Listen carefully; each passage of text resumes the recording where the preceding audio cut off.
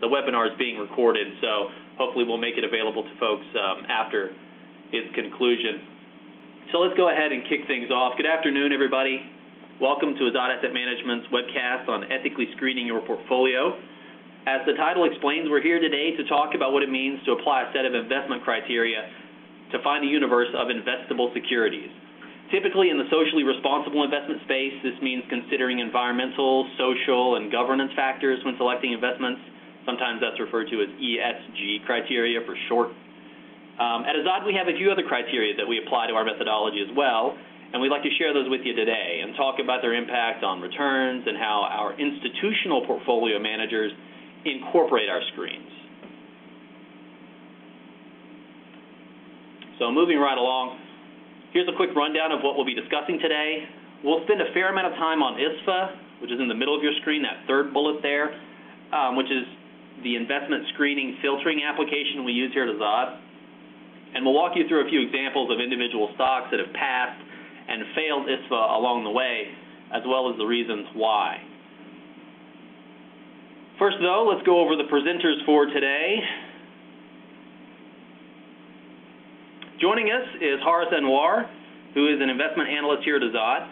Haris is intimately familiar with Azzad's proprietary screens, making sure they're functioning properly. He also ensures that our exclusionary screening process is being observed by Azzad's lineup of portfolio managers. One of those portfolio managers using Azzad's screens was gracious enough to be with us today, Mr. Christian Greiner. Christian is the portfolio manager for the Azzad Ethical Fund, which is our mid-cap growth mutual fund. He also manages the large cap growth model in the Azzad Ethical Wrap program, which we'll also be talking about today briefly. And I'm Josh Brockwell, Investment Communications Director here at Azzad. I'd like to welcome our presenters. Thank you, Josh. Now, a word from our sponsor very quickly, just to give you some background on us. We're a boutique investment firm located outside Washington, D.C., registered with the SEC as an investment advisory firm. In addition to serving as independent financial advisors, we manage and sponsor two publicly traded mutual funds, known as the Azzad Funds, which are screened using our ISFA methodology. We're also the sponsor of the Azzad Ethical Wrap program, which is a wealth management solution that brings together 6 institutional money managers from across the country and overlays their experience with our ISFA screening process. And our team here in Falls Church, Virginia consists of chartered financial analysts, CFAs, as well as certified financial planners, also known as CFPs. Now let's go ahead, moving right along to slide 6, and take a look at what it means to screen a portfolio for compliance with a set of values or ethical investment criteria in general. So according to the U.S. Forum on Sustainable and Responsible Investment, a key strategy of SRI investing is incorporating environmental, social, and corporate governance criteria, ESG, as I mentioned earlier, into investment analysis and portfolio construction across a range of asset classes. In ESG incorporation, asset managers complement traditional quantitative techniques of analyzing financial risk and return with qualitative and quantitative analyses of ESG policies, performance practices, and impacts. So as members of the U.S. Forum on Sustainable and Responsible Investment, we embrace these ideals at Azzad. However, we put added emphasis on certain characteristics over others in keeping with our philosophy, a summary of which you'll see on your screen now. This philosophy at Azzad focuses on generating competitive, long-term financial returns while using investment capital to promote a sustainable economy and positive social impact. The Azzad philosophy also means that our investments comply with Halal investment guidelines as established by the Accounting and Auditing Organization for Islamic Financial Institutions, or AAOIFI, AAOIFI. For a little more on AAOIFI, I'll turn it over to Haris. Thanks, Josh. Here's a brief overview of AAOIFI. The important thing to remember is that it serves as the de facto standard-setting body for 90% of the Islamic finance industry. It is a consortium of scholars, thinkers, and experts in Islamic law dedicated to outlining the principles by which investing can be considered ethical and halal. These individuals represent the 5 major Islamic schools of thought. Using AAOIFI guidelines, we create our halal and socially responsible investment screens. First, we exclude companies with lines of business in tobacco, alcohol, gambling, and other impermissible activities. And secondly, we also exclude those companies with excessive debt, receivables, and cash. These make up the inputs for ISFA, our proprietary screening application. We will get into more detail in the coming sections of today's presentation. Thank you, Horace. And let me also mention here that as a corporate culture at Azzad, we abide by the 7 tenets of halal investing. You'll see those on your screen now. These rules serve as the foundation of our ethical philosophy and are formulated according to AAOIFI guidelines. They help us to grow our clients' wealth in a halal and responsible way. So now that you know a little more about our take on socially responsible investing, let's get into the nuts and bolts of what differentiates us from the competition, which is our investment screening and filtering application, or ISFA. For that, we'll turn it back over to Horace. Thanks, Josh. ISFA allows us to focus on identifying promising companies that comply with IOFI standards. The program has the capacity to screen thousands of public companies domestically and abroad. However, it is important to keep in mind that ISFA is not just a software application. It is a process that can often involve additional research by our analysts along the way. We will get to that in just a minute. We exclude companies that have revenues coming from alcohol, tobacco, meat, gambling, pornography, interest-based banking, and the weapons industries based on inputs from our data vendors. This means any company that earns more than 5% of its revenue from these prohibited lines of business is excluded. In keeping with traditional SRI criteria, we also consider a company's performance in respect to its environmental policies, corporate governance, and human rights record. In addition to looking at lines of business, we carefully examine financial ratios. We also do not invest in companies whose debt ratios are greater than 30%. Companies must also comply with other ratios regarding their interest-bearing investments, debt, and liquidity. This is in keeping with Islamic prohibitions on avoiding interest and the buying and selling of debt. I'm sure, of course, Horace, there's also a sound financial argument to be made against investing in heavily leveraged companies. So, for example, bypassing stocks whose debt-to-market cap ratio exceeds 30% probably leaves us with a list of high-quality names with capital to allocate. That's right, Josh. Moving on, the universe of all stocks is obtained from a variety of financial data providers, including Thomson Reuters, Bloomberg, and others. This universe is then run through our ISFA program, and it screens all stocks for compliance with acceptable lines of business and those financial ratios we just mentioned. ISFA will generate a result that falls into one of our 4 categories: pass, fail, NA, that is not available, or manual. The stocks passing all our ethical screens will have a pass ruling. The stocks that do not pass one or more of our ethical screens will have a fail ruling.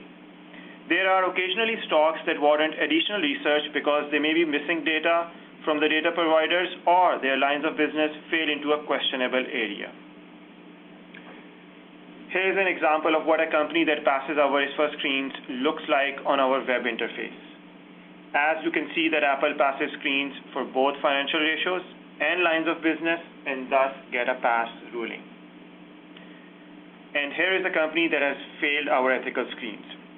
American Express does not pass financial ratio screens, and it also fails because it is involved in prohibited lines of business, that is consumer finance and personal credit institutions, and thus it gets a fail ruling. And here is what a manual flag would look like. We have made a rule in ISFA for any company with a line of business known as food stores to be marked as manual, which requires follow-up by my team. We have set the food line of business to manual because that line of business may include selling alcohol, tobacco, or pork products, which requires further examination. Walgreen is an example of this. So, Horace, I'm sure this is probably something that a lot of our listeners are interested in, how we sort of go the extra mile and apply that value add and do a little extra research and looking under the hood to find companies where there's some sort of discrepancy or need for more information. Do you have another example of a company where there's been a need for that type of add-on research? Yes, Josh. McDonald's is another company that falls in this manual category, and it needed further research. And our research found that the revenue coming from pork products is more than 5% of the total revenues for the company. So because of this reason, eventually it got a failed ruling. Okay, so that's an important point. I guess anybody who's been to the McDonald's line of cars in the drive-thru at breakfast would appreciate the fact that a significant percentage of their revenue is probably derived from that time of day, and my guess would be a lot of pork products are served during that time. So clearly, that's something that would fail our screens. Yes. So once we have companies like Walgreens and McDonald's that have a manual ruling after running ISFA, they are further researched. Their financial data and lines of business are analyzed for ethical compliance. If additional research concludes that the company is following Azzad ethical screens, then we will manually assign it a pass ruling, and in case if it is found to violate any of the ethical screens, then a fail ruling is assigned to it, as was the case with McDonald's. Okay, so I remember around the office there was a conversation about Visa that came up recently. Can you offer some background on that? Yes, Visa is another example. Its line of business, that is data processing, might look okay, but when we consulted our scholars on this issue, they advised not to invest in this company because it facilitates interest-based transactions. And that's a good point too, because in this presentation we talk a lot about the value add of your team, the manual research process, the ISFA automated application, but there's also another line of defense we should mention to our listeners, which is Azzad's Sharia Advisory Board, and clearly those folks add another layer of protection to guard against some of these impermissible areas that we would avoid as investments. That's right. Okay. So moving right along, slide 20 here. This is a quick look at our ongoing ISFA compliance. Yes, it's important to know that all of Azzad's wrap program portfolios are checked for ethical compliance on a monthly basis. Each stock is checked for compliance pre- and post-trade. If a stock fails ISFA, the portfolio manager holding that security is immediately notified. New managers are sent an approved list of stocks at the start of the relationship, and all of Azzad's portfolio managers have access to ISFA on the web. So thank you, Horace. And those last three bullets allude to our interaction with the team of 6 institutional money managers I mentioned earlier. These are folks we've assembled to manage particular strategies in the Azzad Ethical Wrap program, from large cap growth to small cap value and all the stuff in between. And it brings us to the next section of today's webcast, which is putting ISFA into action. So at Azzad, let me mention that you get the unique advantage of having 6 quality managers under one roof. These managers handle a portfolio of individual securities based on their asset class specialization. We let them do what they do best. These are world-class managers well known in the SRI industry and beyond. However, their high minimums, which are often reserved for institutions, limit their access to retail investors. But with the Azzad Ethical Wrap program, we offer clients access to all these managers, and all of them incorporate ISFA, which Horace just talked about, into their investment process, and we make sure of that. So these managers contribute to a strategy that we at Azzad then bundle into one of 5 asset allocation models based on our clients' risk tolerance and time horizon. Because it's made up of individual portfolios screened using ISFA, each asset allocation is halal and compliant with Azzad's exclusionary screening methodology. We oversee the managers and make sure they remain faithful to the principles that we abide by. Here to talk to you now about how Azzad's ISFA screening methodology is incorporated into the portfolios that he manages is Mr. Christian Greiner, portfolio manager with Ziegler Capital Management. At Ziegler, Christian manages our large cap growth strategy in the Azzad Ethical Wrap program, as well as our publicly traded mid-cap growth mutual fund, the Azzad Ethical Fund. Christian, are you there? Yes, I am. Well, thank you very much, Josh, for the introduction. Before I talk about our process, I'd like to go over what the Mid-Cap Growth Fund did in 2013. I'm happy to report we outperformed our benchmark, the Russell Mid-Cap Growth Index, for the year. The drivers for outperformance included our long-standing overweight to the healthcare sector, combined with stock picking in several biopharma names. We also saw a good amount of positive upside from our consumer staples names. Now, coming into 2014, we look to take advantage of the strengthening U.S. economy. We favor names that will benefit from the reawakening of the U.S. consumer, who has been constrained for 5 years now.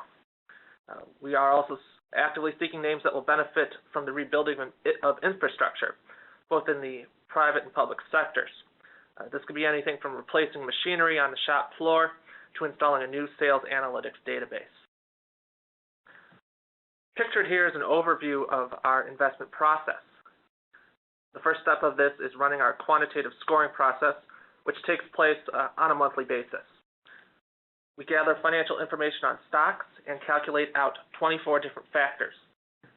These factors fall into the 4 groups seen on your screen. We then score these stocks using these factors with different weights depending on what industry that they are in. This is determined by back tests that we have conducted to determine which factors have persistent predictive tendencies of future return. These stocks are then ranked within 26 different industries. The consumer product companies ranked in regards to other consumer product peers and not to a tech firm or a utility.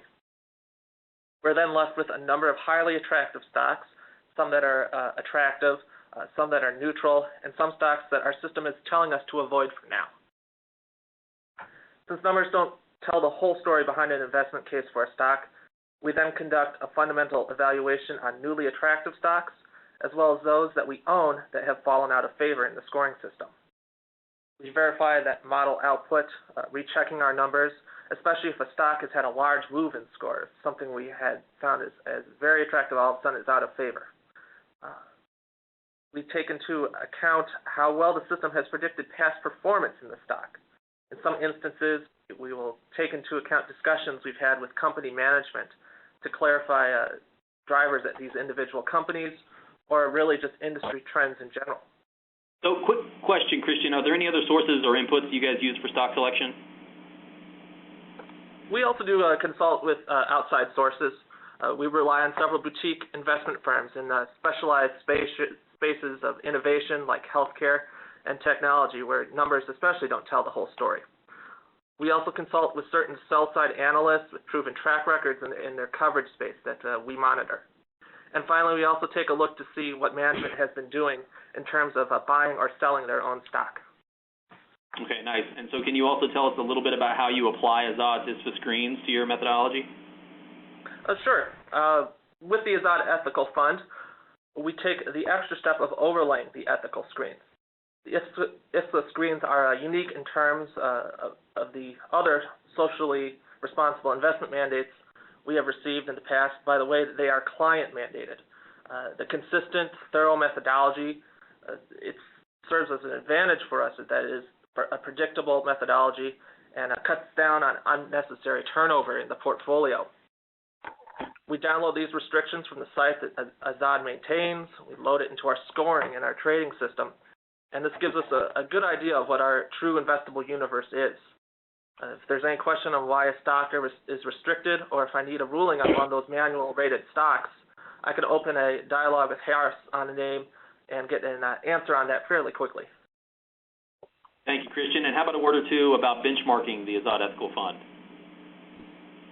Well, after screening with ISFA, we analyze what the Russell Midcap Growth benchmark would look like if the stocks that are violating the restrictions were stripped out and a restricted benchmark was in its place, basically a benchmark that has just the stocks that pass the screens. We then take a look at the new industry weightings of this restricted benchmark, as well as exposures to common factors like growth and value, cap size, dividends. We then construct a portfolio that tries to adhere to that original benchmark, but mindful of the restricted benchmark as well in terms of the industry and those risk rankings that we were talking about earlier. We make sure that our sector weight and position size limits do not deviate too quickly or too greatly from the restricted benchmark, and we keep an eye on the tracking error in regards to the original benchmark. The resulting portfolio, which we get from this process, is much like those that we create for other disciplines. It's weighted towards our most highly ranked stocks, with some exposures to neutral rated stocks to minimize risk within the portfolio. Okay, great. Thank you, Christian, for that insight into the fund, as well as the explanation of how you take Azzad ISFA screens and then apply them to your process there at Ziglar Capital Management. Just a quick note for our listeners that Christian will also be around at the end of the presentation to take any questions you might have. So the question now remains, for us, how do these screens impact portfolio performance? Here to help us put it all together once again is Horace. Thanks, Josh. Typically, Azzad's portfolios are going to be weighted differently than their conventional counterparts. This is because of our exclusion of financials and our general bias in favor of technology and materials, which often pass our ISFA screens. For example, Azzad's international portfolio outperformed its conventional mutual fund counterpart last year by around 6%. One reason for this outperformance was that Azzad ethical screens did not allow to invest in leveraged Japanese stocks that underperformed last year. Similarly, Azzad ethical screens also helped the REITs portfolios to outperform its benchmark and its peers by not investing in highly leveraged companies. And I'm sure many values-conscious investors wonder how Azzad's ISFA screens and similar screening programs might affect the performance of their portfolios. Some may point to a lack of exposure to financials during the financial crisis of 2008 as proof that Islamic screening criteria will insulate them from underperformance.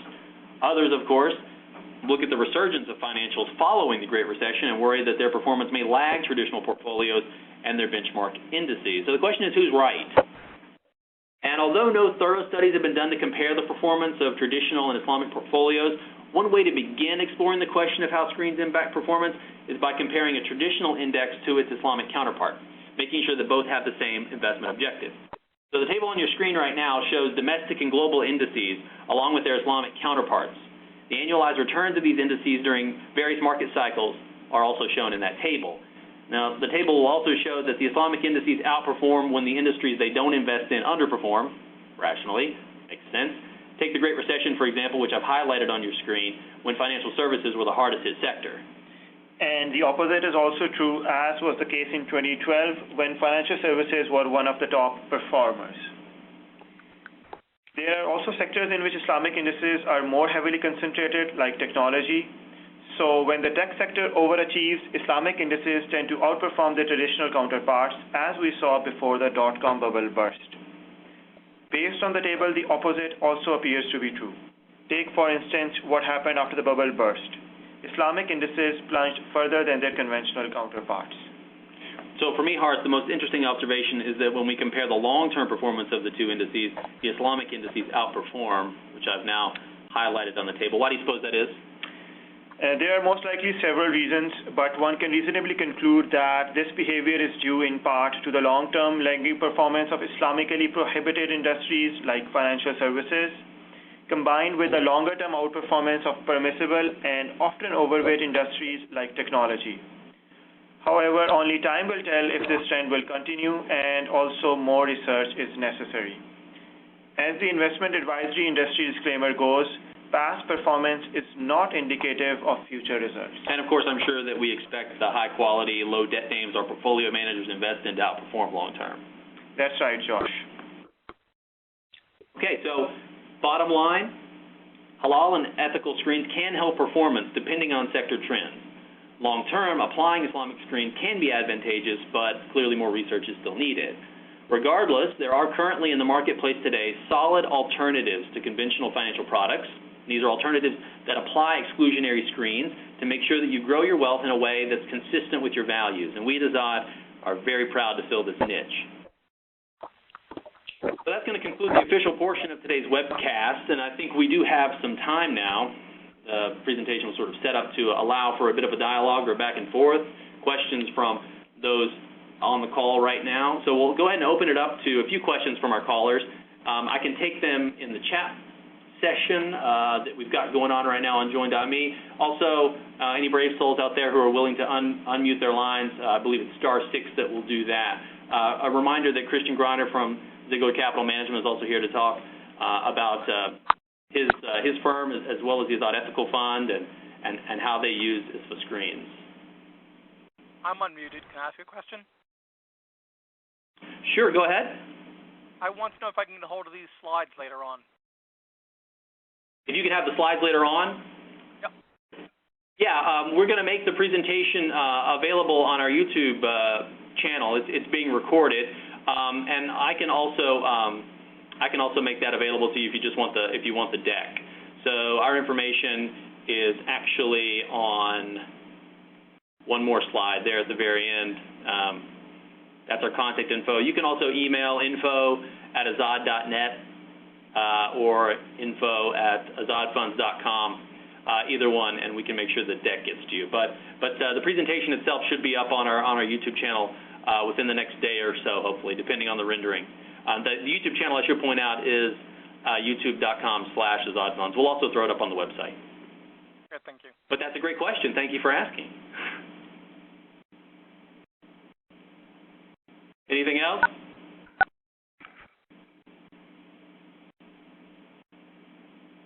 I'll check the chat session one more time.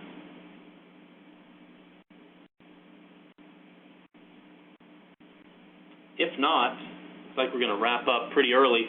But why don't we go ahead and do that, just being mindful of everybody's time. It's getting to be the end of the day. So let's go ahead and close up today's presentation. Let me thank everybody for your time. As I mentioned just a second ago, please visit our websites, azzad.net and also azzadfunds.com, where you can download and read a copy of the prospectus for the Azzad Funds. The prospectus contains more information about the fund's risks, expenses, and investment strategy. And while you're there, you can also sign up to receive our monthly e-newsletter to get more information about our Islamic investment screens, which we've talked about here today, as well as our other products and services at Azzad. Finally, let me point out that you should be sure to follow us on Twitter. The handle is @AzzadFunds. Azzad Funds, all one word, AZZADFUNDS. If you're not on Twitter, you can also just text the phrase follow space Azzad Funds to 40404 to receive our tweets and text messages. And as I mentioned, a recorded version of this presentation will be posted to our YouTube channel, which is youtube.com/AzzadFunds, in the next day or so. So be sure to take a look. Thanks, everybody, for your time. Thanks again to our experts, and have a great evening, everybody. Thank you.